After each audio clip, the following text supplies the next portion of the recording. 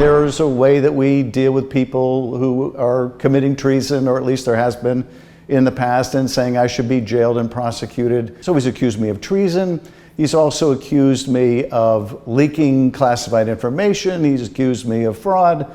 It's been basically one thing after another, all baseless, all without merit. And tonight, an update on an Ingram Angle exclusive, a Trump administration source telling the Angle that a criminal investigation of Adam Schiff is underway, conducted by U.S. Attorney's Office in Maryland for possible charges involving mortgage fraud. Now, this follows the story we broke last month when the Federal Housing Finance Agency sent a criminal referral to the DOJ alleging that Schiff, in multiple instances, falsified bank documents and property records to acquire more favorable loan terms. In a 2011 affidavit signed by the then California congressman, he certified that a property in Montgomery County, Maryland, is his primary residence. He also owns a condo in Burbank, California, which he's also claimed is his primary residence, and said so in 2023 during his campaign for Senate.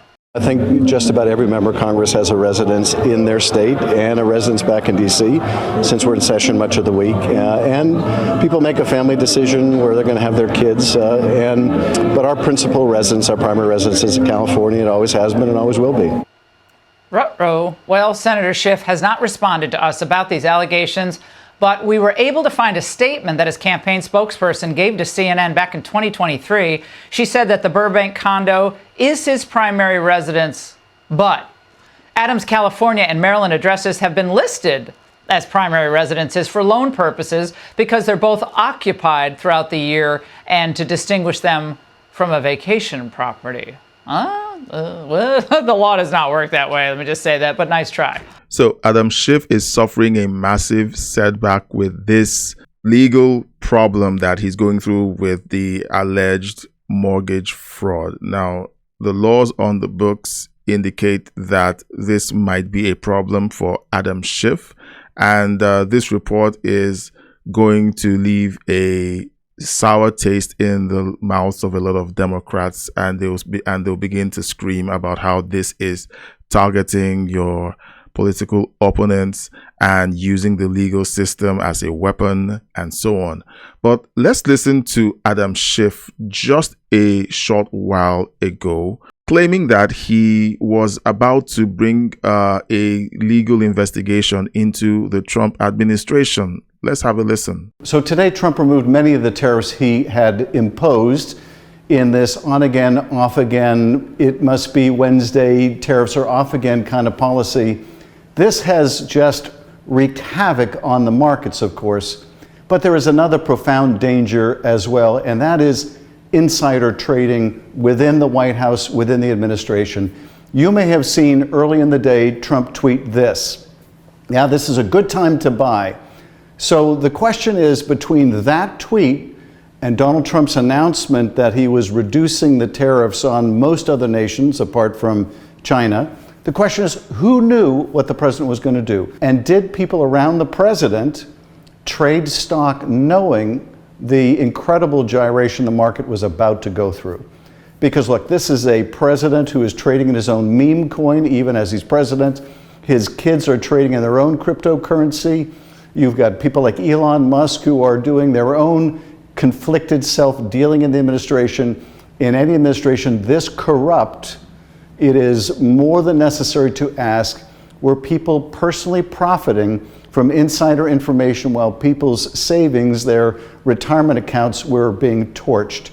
So this is Adam Schiff in April accusing the Trump administration of insider trading, and then to give his accusations some weight, he begins to point out President Trump's legally owned business transactions and business dealings as if it's a crime to be a businessman making a profit through your business dealings.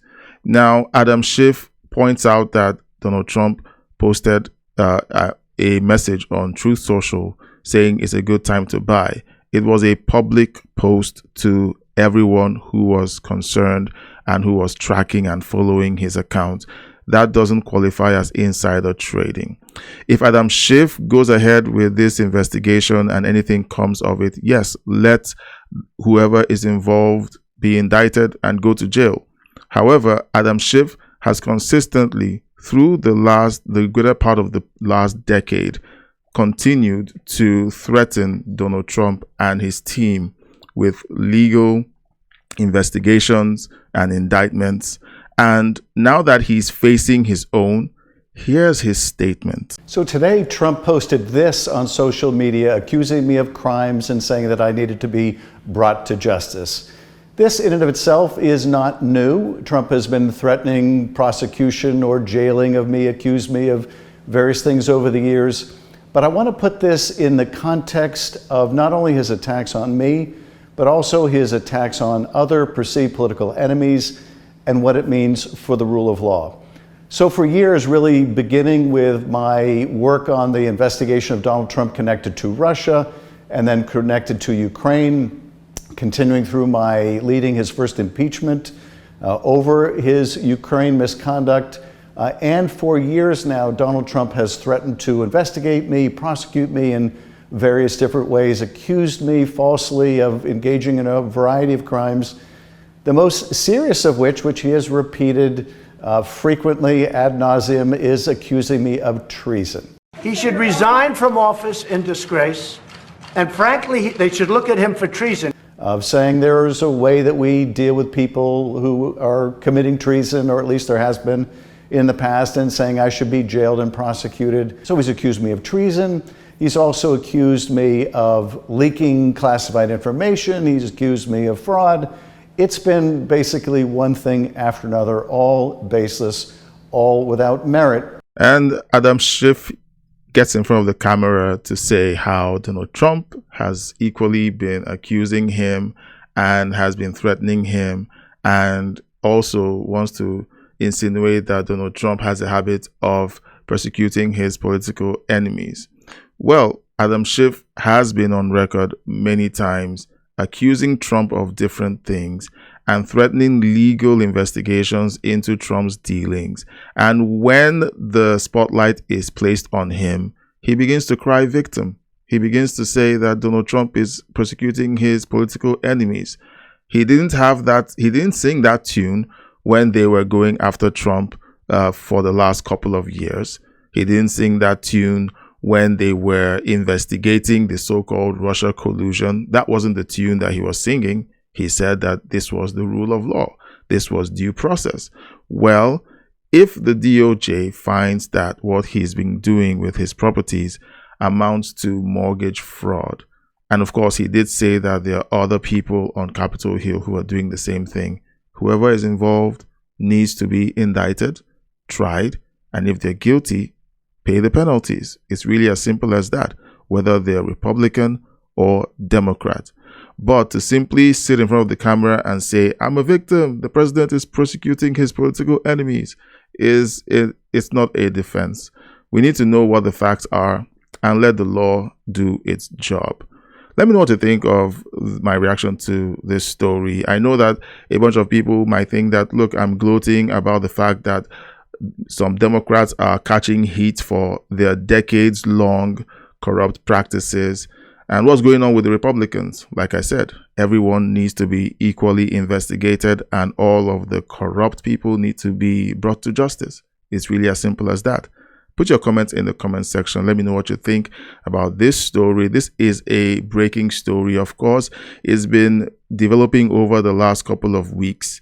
And right now, it's clear that some movement is happening. Let's see what happens. Let's see if people actually get indicted. Let's see if people go through the court system, the legal system, like Donald Trump did. And let's see if there's anything there. Don't forget to subscribe, like, and share. Leave a thumbs up on the video. It helps YouTube know that you caught some value on this video. And hit the bell icon so that whenever fresh content is published, you get notified. It really helps out a whole lot.